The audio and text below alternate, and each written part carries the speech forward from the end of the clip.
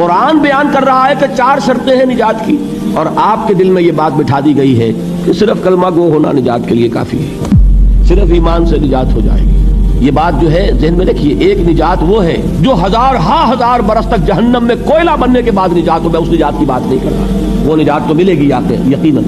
جس شخص کے دل میں رائی کے دانے کے برابر بھی ایمان ہوگا، وہ اپنے اعمال کی، اپنے کرتوتوں کی سزا بھگت کر بالآخر جنت کے اندر داخل کیا جائے گا، جہنم سے نکالا جائے گا، اور نکالا جائے گا تو اس وقت حال کیا ہوگا؟ جیسے جلا ہوا کوئلہ اسی وقت۔